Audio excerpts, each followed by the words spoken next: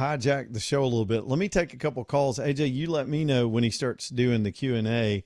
I love the reflecting pool story, but I don't want to waste a lot of the show on that kind of stuff. If he gets into any heavy duty stuff, we'll get to that. Let me just start this hour. We'll go back to what we were talking about, and that's our Senate race and a story that was published today that's trying to throw a stink bomb in the middle of it, directed at Barry Moore's veteran status. Again, I'll let y'all decide on that. I've kind of passed on that story over and over just because, again, personally, I don't see the mega controversy, but there are some people that are sensitive to these issues, and I get it. Some people just don't like it when folks exaggerate. So we'll start with James on line one with that, and then we'll get to some other things this hour. James, what's up, buddy? Hey, man, thanks for taking my call. Hey, I just wanted to make a quick comment on that. The Gateway Pundit article, there's actually a video on there where it says Barry Moore, a veteran supported by veterans. So he is claiming veteran status, and the thing that came out in the article is the fact that he went to basic training, but he's not qualified in any military occupational specialty to be able to be deployed. So he's not in a deployable status. Therefore, he can't have veteran status. If you can't go fight the enemies of the United States of America and be activated to Title X orders as a National Guardsman, then you're not a veteran. And so I really don't understand what the issue is. It's pretty clear cut to me. OCS candidates aren't considered veterans because they're still in initial training. It's the same thing with basic training. If you roll out of basic training in week 3 or 4, you're not considered a veteran because you haven't completed initial training. You have to be on Title X orders for 180 days. And even if you did complete basic training, that's only about basic training in the Army is 9 weeks. So 9 times 7 is how many days? 63 days? 63 days, So he's still a little bit short of the 180-day requirement in order to receive veteran status. It's a big deal because I'm a National Guardsman. I had to be deployed to Afghanistan in order to get my veteran status, in order to get my veteran benefits. And so for his entire political career, he has been claiming something in order to bolster himself that he didn't earn in a title that he doesn't deserve. Well, that, from a veteran standpoint, from somebody that served like you did, and y'all understand all the technical definitions associated with this stuff, I can see people that are versed in this and get it and have done it are naturally going to be more reflexive on it. And clearly that's how you feel about it too, James. But I appreciate your call today, buddy. Yeah, the last thing I'd like to say is he tried to make Tim Walz properly claim what Tim Walz had done, and he'd been doing the same thing for the entire duration of his political career, misrepresenting his military service. And he's out there trying to hold other people accountable whenever he is doing the same thing. Excellent. All right. Thanks, James. And that was, that is part of the story today is and I had not even considered the Tim Walz thing. That was sort of the new stuff that I'd already knew about the papers. I just didn't understand what all that stuff meant, like James and some of you would. But then the hypocrisy, though, I get that. I completely get that because I've been covering that with politicians for 40-something years. JD is on line 4. What's up, JD? Hey, Leland, how you doing, man? Hey, buddy. Hey, James covered it very, very well, but there's some things that, again, I'm a veteran. I was in the Marine Corps from 2000 to 2004 and then had some reserve time and in the Air National Guard after that. And by the way, some of y'all will know JD. He's a friend of the show, former advertiser on the show, for a friend of Breaking Bread. JD's a good dude. So keep going, JD. I'm actually on Breaking Bread every day. Every single day, Breaking Bread. But no, so it's important. I'm no Tim Walz supporter by any stretch of the imagination, but that he did 24 years in 2 different Army National Guard units. He attained rank that is really, really hard to do, right? E8, E9, whatever he ended up with, right? So he actually was a veteran. He did that for 24 years, right? The stuff that he got in trouble for is what he got in trouble for. But the big thing here is, not only the veteran status. Let's just pretend that Barry Moore is a veteran, right? Being a veteran does not it doesn't give you the ability to lie about the rest of your stuff. That letter that's in the Gateway Pundit, they eviscerated Tim Walz for that, right? I mean, they just went after him. And then Barrymore signed that as a staff sergeant and as retired, right? Wait a minute. Neither one of those. I didn't see the letter. It's in the post by the Gateway Pundit that he wrote on there that he was a retired staff sergeant. So there's a list of congressmen and that sort of veterans that signed on to that letter. Right. Barrymore's his part says Barrymore, Representative, Alabama 02, staff sergeant, Army National Guard, retired. Now, a lot of them say retired, and I thought maybe it was just a typo, but there are a few of them that do not have the retired tag on there. Yeah. So this is a really, really big deal, because more than once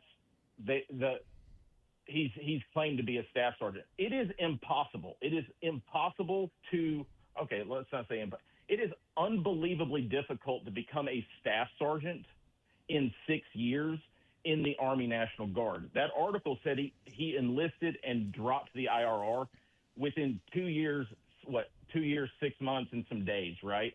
Yeah. There is no possible way for an individual to go from E1, E2, E3 to staff sergeant in 2.5 years, right? And so it is everything about this is absolutely wrong. So even if I give him that he's a veteran, which he's not, the fact is that he signed onto a letter in 2004 with the Trump and Vance campaign, absolutely destroying Walz for the exact same thing he did. And it's worse because Walz actually attained these ranks. Yeah. He did not become a staff sergeant, and he's not retired. It's absolutely disgusting. Let's separate the two issues, and I think you're making an incredible point. And I did not see the detail. I was looking for maybe a copy of where we can see in his writing how he signed this Walz attack letter. The hypocrisy of the two, I totally understand that. But I do see the paragraph in the story that says, in a publicized 2024 letter attacking Walz, as he signed it as Staff Sergeant Army National Guard, RET, which stands for retired. Retired. As you're saying. So you're saying based on his release papers, what do they call those? The DD2 something. I think it's for the Guard, it's an NGB 22 or something like that. Yeah, NGB Form 22. It's the Guard equivalent to a DD 214. He did not retire at that rank level, so he promoted himself in retrospect, is what you're saying. Like egregiously promoted himself, right? A staff sergeant is a staff non-commissioned officer. When I was in, and I'm pretty sure it's still this way, staff NCOs are E6 and above. Those are actually congressional promotions, just like officers. You remember when Tommy Tuberville was holding back the promotions of the officers?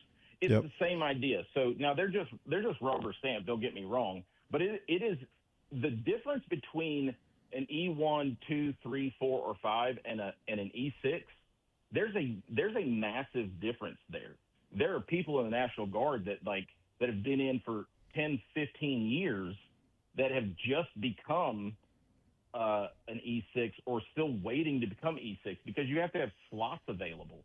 Is it possible, JD, that as a member of Congress he gave himself a promotion? I mean, I don't know. I'm just saying, did he slide that in there somewhere down the road? Here's what I think. That'd be worse. This stuff is so complicated, right? And civilians calling out a veteran is kind of like the trans movement, right? Like you just have to believe whatever they tell you, right? I'm this, I'm that, right? And you can't question it. I'm a veteran. I'm going to question this all day long, right? Because the reality is that there's a lot of dead people that died for this country that he's just stomping. He's ridden the coattails of all of the people that came before him, dead or alive, that have actually put in the hours, put in the work, and done what needs to be done. And as far as the combat boots and all that, it's really a lot like Tim Walz. It's an implication. Right? Sure. you wouldn't say that unless it was you're trying to evoke that feeling, right? Whoa, in this specific spot, yeah, he's distinguished himself between him and his opponents who did none of these things, and to me, exaggerating his experience to connect with the veteran community and get that status. Absolutely, and that was in 2020. Right, and the crazy thing is he would have been just fine if he'd have said, "Hey, look, I raised my hand. I signed a 6-year contract." So even on your show the other day, he said it. He said he served for 6 years. Yes, I heard that. He signed a 6-year contract, but he also said he served from 88 to 92. I don't math well, but that's only 4 years, right? And again, like, you can't attain these ranks in such a short amount of time. But he could have said, "Hey, look, I was in the National Guard in the OCS program. I got this incredible opportunity in 1992 or 1991 in Wisconsin, and I took that." Right? Like, that is all he had to say. This is also why there's only one picture of him in the military, and it's him in boot camp. Veterans that have been in for 6 years, staff sergeants, this sort of stuff, they can paint the walls with pictures of them doing things other than boot camp. Right? It makes me so mad, and I can tell. I'm a Jared. It makes me so upset. But I know you, JD, and I know you're a pretty chill guy. And this is one of those things where me not being a veteran, it flew right over my head. But folks that have done the work and understand the system are the most resentful. I'm probably that way in areas of my life where I feel like I've done the work, and I hate those kind of situations. But you explained it very well about the community and the reaction to that from folks that did all that. Well, and it's no different than me just putting on rubber gloves and a face mask and being like, "I'm a surgeon." Sure. Right? Like, let's go. I went to medical school. Just because you go to medical school, you're not a surgeon. Right? It really is the same parallel there in a lot of ways. And and I think people are just really done with being lied to about all this. And I've got a son that I see him bristle with people. They'll pretend to be doctors because they went on MedMD or whatever.com and start diagnosing stuff. And this kid's been in school for 15 years to do this kind of stuff. It's I think it's comparative. I see people with expertise in fields really bristle at stuff like this. And I think that's where the flap is coming from now that this story's been published. So, yeah, and it should. Well, I appreciate the time. And all right, JD, good to talk to you, my man. So, JD, y'all listen to JD later on the show. It was good. What show is JD on again? That would be Breaking Bread from 6 to 7, right after Leland Live. There's a little inside joke about that. Leland Live is the warm-up show for Breaking Bread, which is the main show at 6 o'clock. We appreciate all your listeners, Leland. We really do. There's JD tonight, fired up, dude. Have you ever seen JD that fired up? Always. You think he's always fired up? Does he talk like that on Breaking Bread? Does he raise especially hell when he talks about stuff like this. Yeah, he gets fired up. Yeah. Well, there it is. It's out there. All right, Trump's taking questions. I see Chris, and there's a Leland on hold. We're going to get to y'all, but we got to go to the president right now. Sensitive times, and he's taking questions. It turned into a busy afternoon. Here's Trump. And I said, we have no choice, we have to do it. I knew it would affect it, but I was very happily surprised when I saw that today we hit another stock market high. I mean, we have the highest stock market in history with a military conflict going on, or a war. Some people call it war, some people call it a military. It's not a big thing for us. We have a great military, it's not a big thing for us. But if I didn't do that, I spoke to people like Peter, great financial people, Scott and Howard and lots of others. I said, we just hit the greatest stock market in history. Everyone's 401ks are the highest they've ever been. Everybody's making a lot of money. Costs are coming down. We took over the highest cost and the highest inflation in the history of our country. Costs are coming down. Everything's good. And I hate to tell you this, but we've got to take a little detour and go down to a place called the Islamic Republic of Iran, and we're going to have to stop them from having a nuclear weapon. That's what we've done. And they've agreed to that. By the way, if they sign the agreement, they will have agreed to, we will not have a nuclear weapon or bomb. We will not. That went into a 2-week negotiation. but in the end, we got that. Now, we got it. Lightning from earlier in the week, messing with our equipment. All right, let's listen to a little bit more of this. I know we're getting close to break time. With them very well, and you know But what he's you saw it for the last few Iran nights? situation. Back to the White House. It takes two to tango. You understand that. We hit them very hard on something else unrelated, and so they were responding, but and not very strongly. As far as birthday, as far as wishes, I want to just, we have a phrase. I think it goes down. I would think in the history of our country, maybe the history of the world, is the greatest slogan or phrase ever. Make America great again. That's all I want. I want to make America great again. I think we've come a long way. I think we're the most respected country in the world right now, by far. The most respected country in the world right now, by far. The most respected. President Xi told me, I was talking about, he's a friend of mine, he's a good man. I hate to say it because the press goes and they say, oh, we called him a good man. He is a good, he's for China, I'm for the USA, It's like one of those things. But we do very well now with China. When I came here, we're not doing well with China. My first term, when I inherited that, it was like what China was doing to us was incredible. I don't blame China, they took advantage of stupid people, really stupid people. I do believe the president is speaking like those aliens in that movie Disclosure Day. Have you seen the preview for that, AJ, where the girl is up there being a weathercaster and she starts clicking and making all kind of sounds? That's apparently coming out in a couple of weeks.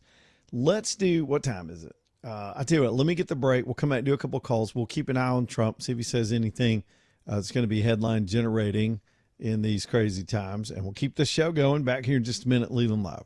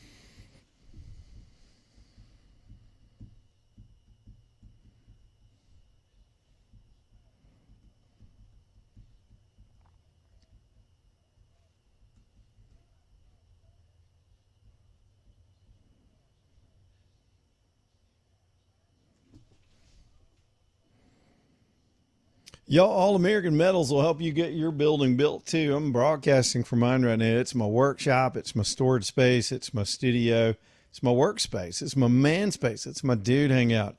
It's a place where we have gatherings and birthday parties and meetings. And I love having this building. If you got the property for it and you want something durable, you got to go with steel. If you want it affordable, steel's the best way to go. It goes up quickly.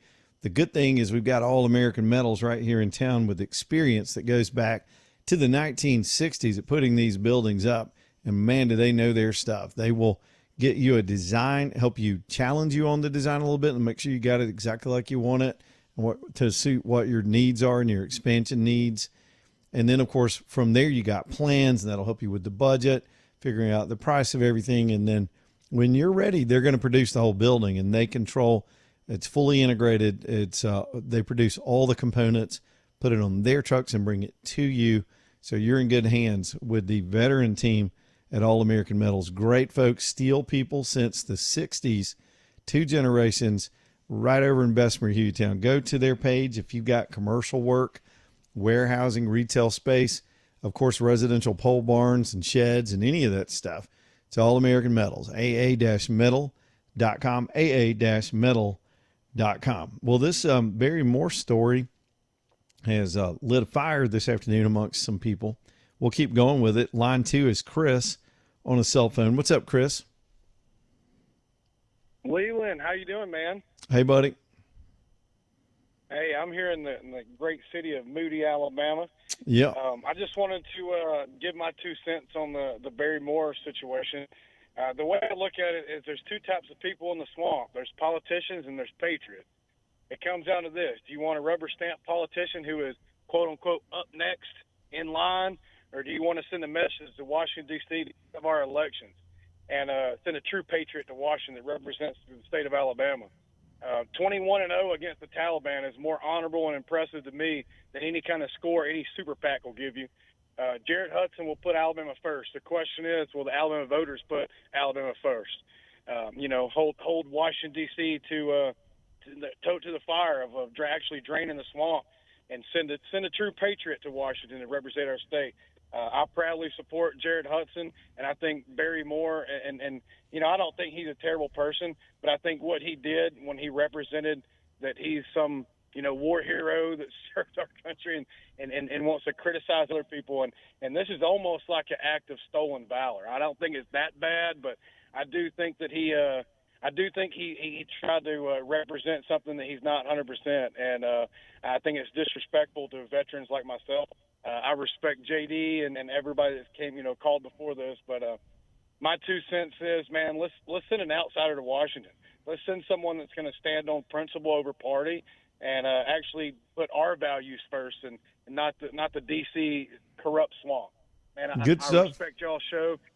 And Leland, honestly, I'll say this, man. Y'all's show is one of the only ones that I view as fair and balanced. You represent everybody, and hats off to you, sir. I tune into you as much as I can, and I enjoy your show a lot. And I think that y'all are one of the very few people out there that are actually going to stand up for what's right, not necessarily what someone tells you to stand up for. So well, thank you, Chris. I appreciate y'all, and hey, go out to the polls, and let's put Jared Hudson in office, man. Thanks, Chris. That is what kind of hurt my feelings, AJ, because I wasn't going for fair and balanced. I was going for rude and obnoxious. Dang. I guess I'm the balanced part. I guess AJ balances me out. That's for sure. He knows when I get wound up to play a cool song and let me just chill and ignore me most of the time because I get that way.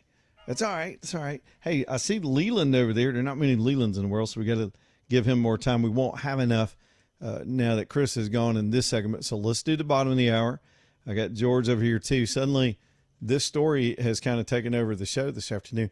Look, I'm admitting when I don't know something, and I still am trying to get my head around what all these status things mean on one's military record.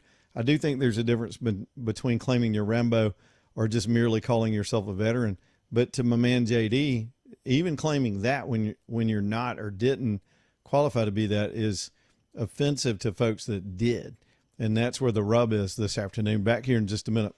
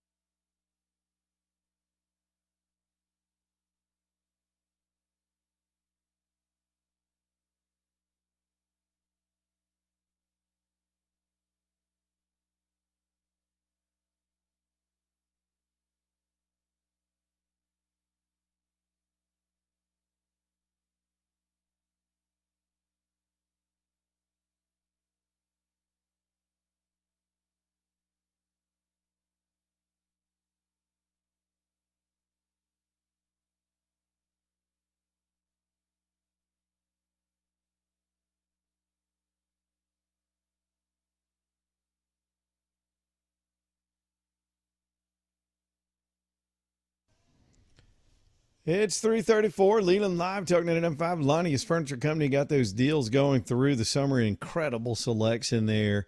Hopefully later in the summer with the additional space, we'll need a couple pieces. I'll be spending a little time browsing around Lonnie's. What I know is I'm going to find what I'm looking for because there's so much stuff. I know the styles are up to date, a little something for everybody.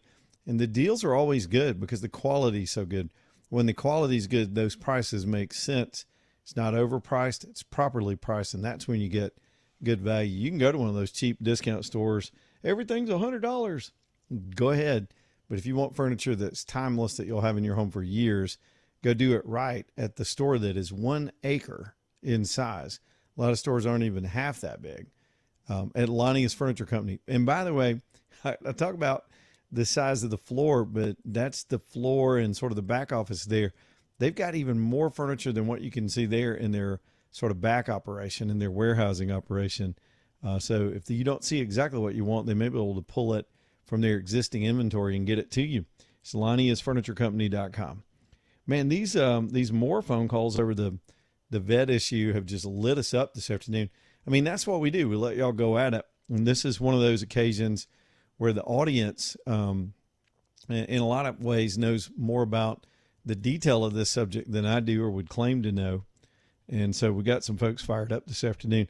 Leland is up next on line 1. What's up, Leland? How you doing, sir? Hey, man. I'm not calling to kick anybody. I kind of want to add on to what JD said, the nice lady said, and the fellow before JD.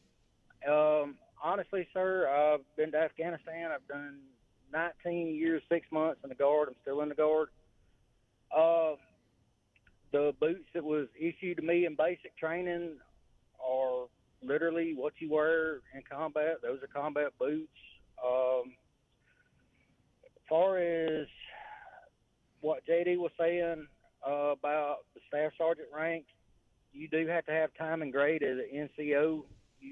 I think from E4 to E5, which will be a specialist, to a buck sergeant, it's about 2 years. Then you got to hold buck sergeant for 3 years, and then you got to hold staff sergeant for so many years. You have NCO schools you got to go to obtain and hold these ranks.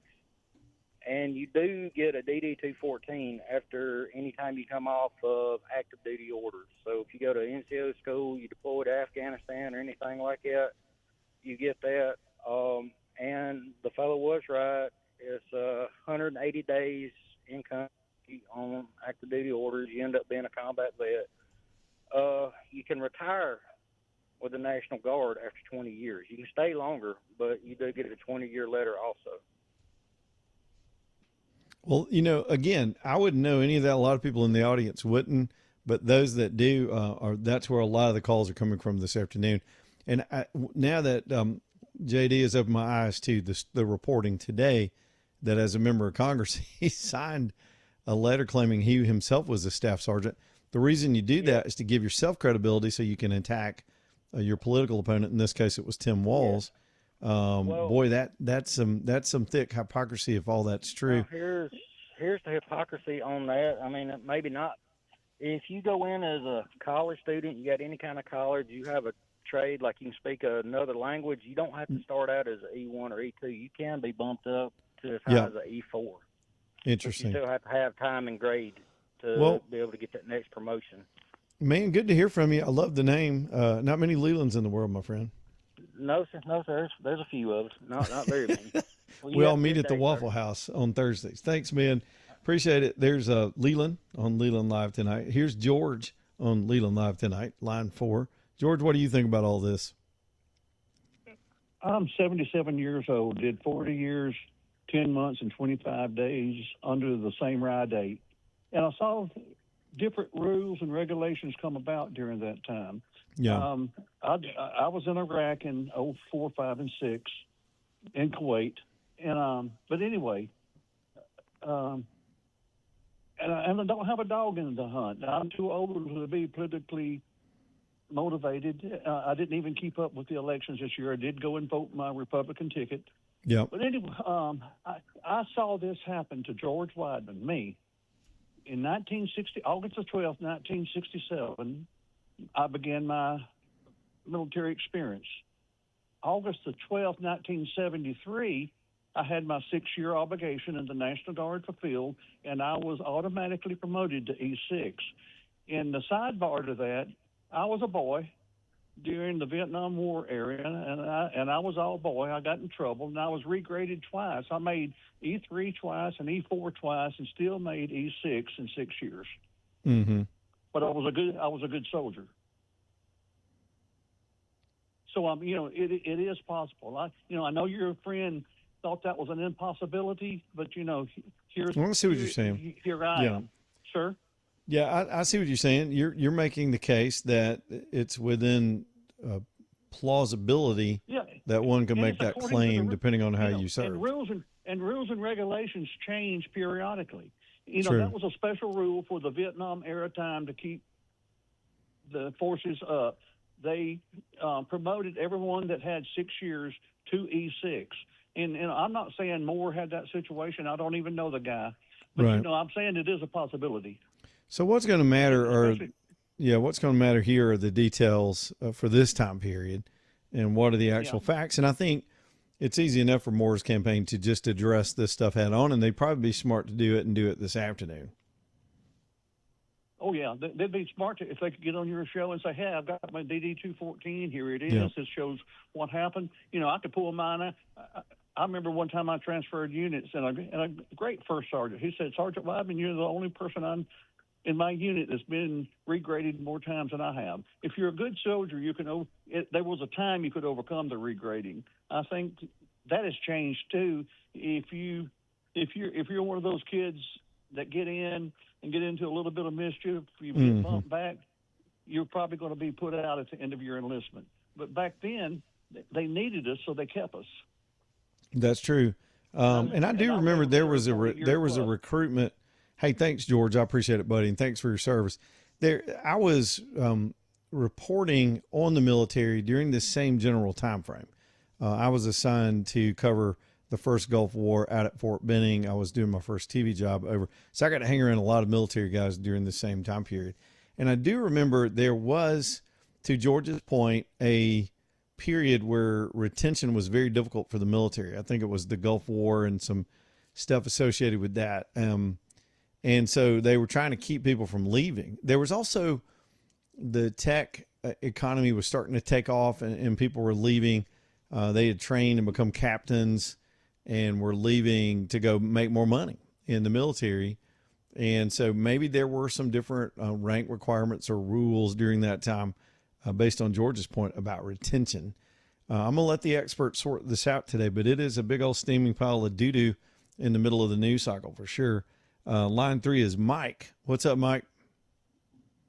Hey, what's going on? Hey, buddy. Can you hear me? Yes. Go, buddy. All right. I've been meaning to call for a while. I didn't hear what's going on about the Vietnam vets. About the vet deal, but there are definitely variations. I joined in 1967 and just walked in the door not knowing nothing. And they signed me up for 2 years, because they were desperate for people. I was the E3 within just a short time because I was in combat in Vietnam. And when I was about to come home from Vietnam, they said, well, if you only had a certain number of months when you go home, you can just go home. You don't have to go to a duty station. So I signed up for 3 extra months and spent a total of 21 months in combat in Vietnam. I was in combat for 16 months. And after 21 months, I was honorably discharged, combat decorated, all that kind of stuff. So it definitely varies. But the reason I've been wanting to call was I wanted to ask, and I need 2 things. One thing is, do you have a personal feeling or an opinion between Moore and Hudson?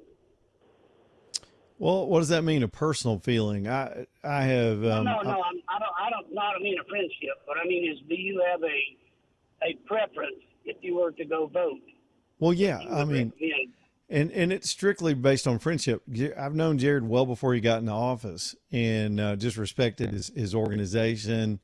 And so the minute he got in, I was like, well, I'm voting for him before anybody else even got in. But I only know Barry Moore through other friends that are active in politics, and I mentioned before my wife was in a campaign against him. She speaks highly of him.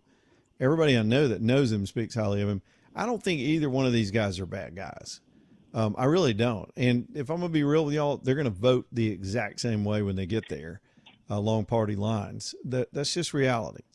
But people have to make their own considerations as to who you would want to see. I'm voting for Jared because I know Jared and I respect him. And I declared that very early on, but I don't campaign for people on the air. I want to give y'all space to make your own mind up. Well, real quickly, I voted for Moore because he was endorsed by Trump.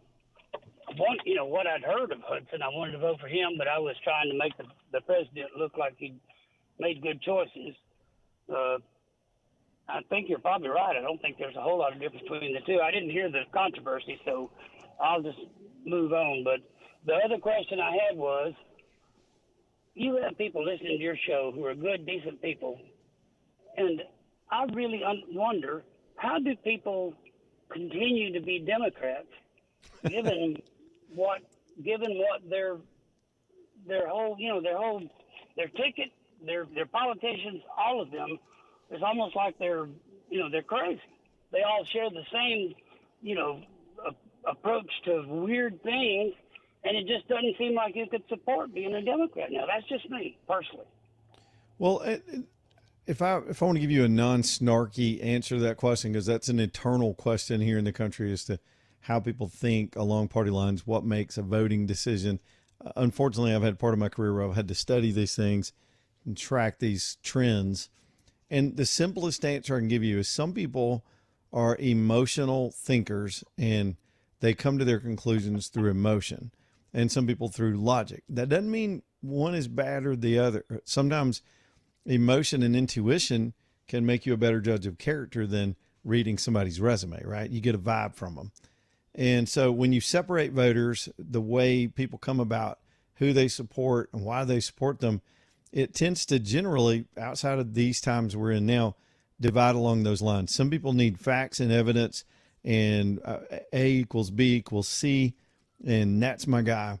And that's largely a lot of the way Republicans come at the world. They know history, they understand math, and that's why the things the left are proposing right now make no sense. They've already failed in history, and their economic ideas are mathematically just dysfunctional. So it's a logical conclusion to a lot of folks that think that way.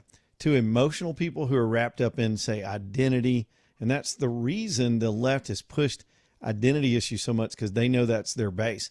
They're mad about something with themselves or with society, and their motivation to go vote is to take it out on the bad guy. So you look at this mania that they've whipped their base into just to despise and vilify Trump at any cost, or to support, say, a Nazi in Maine because he's not a Republican, not because they support Nazis really. It's just he's not the Republican.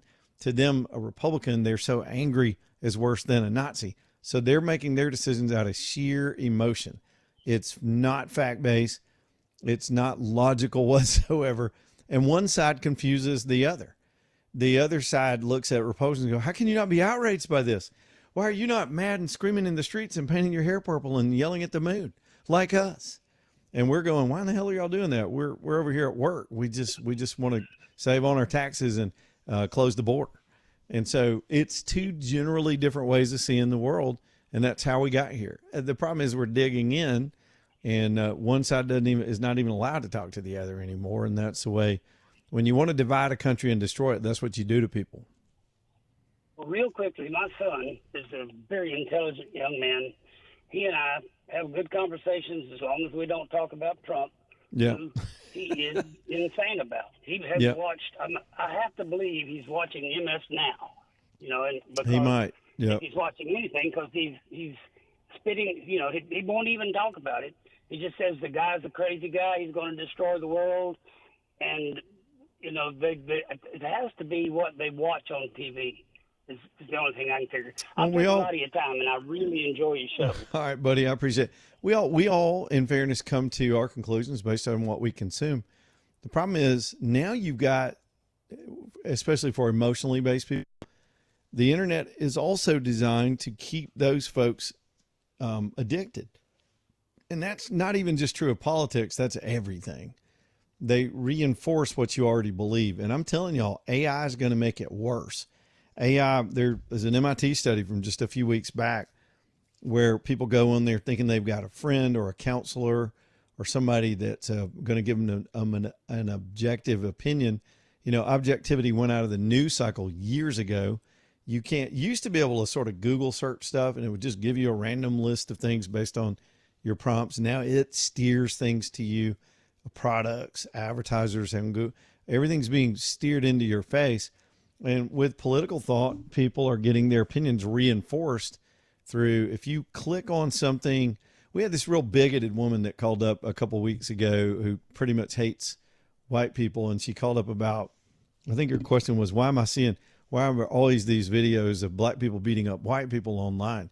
And I don't even know what she's talking about. I see that stuff sometimes. Why am I not seeing it? Why is she seeing it? She thinks it's the existence of the world. And I sort of called her out. I really just had to get her off the radio because she was obnoxious. But what it was her algorithm is being trained to keep sending her that because she keeps clicking on it. And you're guilty of it, and I'm guilty of it, and everybody's guilty of it. You don't even, sometimes I'm just trying to find news stories, and whatever, say X, for example, it knows I'm a guy. It knows I'm probably living in the Southeast. Through my URL, it knows more about me than you think it knows. All of these programs do. And it starts steering me, say, Alabama football. And I'm just trying to find out what the hell happened in Iran last night. And I got 19 recruiting stories this morning. I hadn't clicked on a single one of them.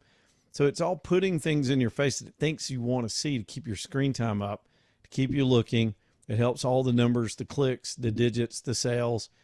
And so we're all getting sucked into that a little bit. And again, AI is even more reinforcing about a lot of things.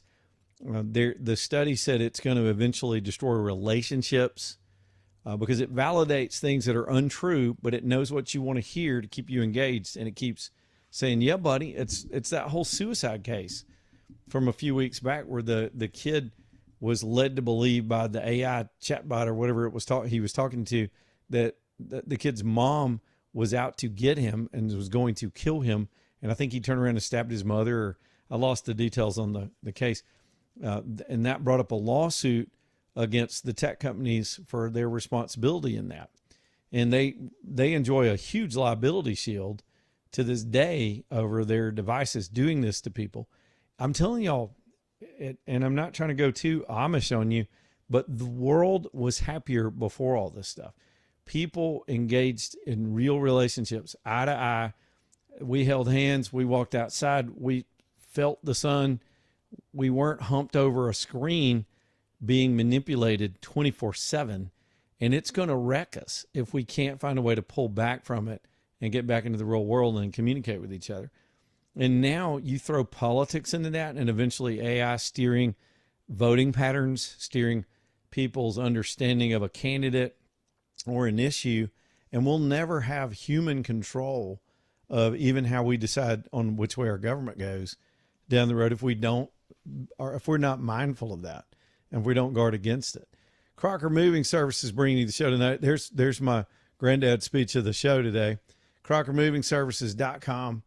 Y'all, if you need any kind of moving, I heard an ad for another company today, and I was listening to the language for some reason, and they just happened to talk about how they were limited to around Birmingham or maybe Alabama. And I thought to myself, man, Crocker will take you to Idaho. They'll take you to California if anybody's foolish enough to want to go live there. I don't know. Some people enjoy doo-doo in the streets and earthquakes. Same thing with their 2-hour rate. If you just need some big old thing done, let them come knock it out for you. 2-hour minimum. It's done. You're not, nothing gets broken. If it is, they're covered. You're not. You drop your own stuff, it's gone. They drop it, they're covered. And they got all the tricks and the strong people and the proper training and the proper business model to come and just get these things done for you. If you got to move this summer, any kind of move, it's CrockerMovingServices.com, CrockerMovingServices.com.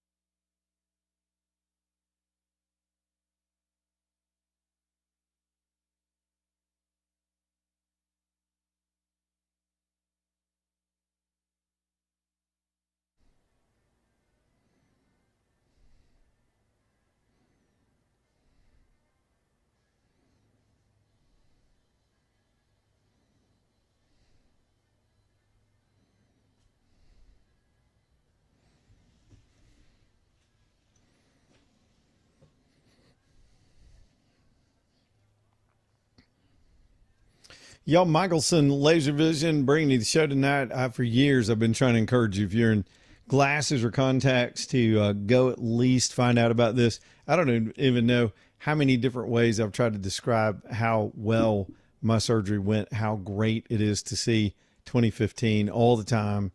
I've not even thought once about contacts or glasses. I do keep little cheap readers around for low light situations or close-up situations. I chose, they do have a way to correct you for near and far, but I needed to keep binocular vision. So you got a lot of options. And so they corrected me for distance. And that's what I couldn't see. I couldn't see 2 feet in front of my face was all blurry. And that's the opposite nowadays. And I love the trade-off. At my age, that's not a big deal. And I am telling you, it's been wonderful. For years, I had friends push me and try to get me to go at least check it out. I wouldn't do it. I was like some of you, I was stubborn, squeamish, didn't want to think about eye surgery. Man, that was foolish. I wish I had gone. I would go again tomorrow and get it redone if I needed to, but I don't. I'm going on 7 years now, 2015. Go see the legendary practice, Dr. Mark Michelson and Dr. Jennifer Michelson and that great team, and let them give you the best of care and help you see better at Michelson Laser Vision. All right, quick break, 1819 news, and we'll come back, start over at the top with the headlines, and keep going. Leland Live. Stay tuned.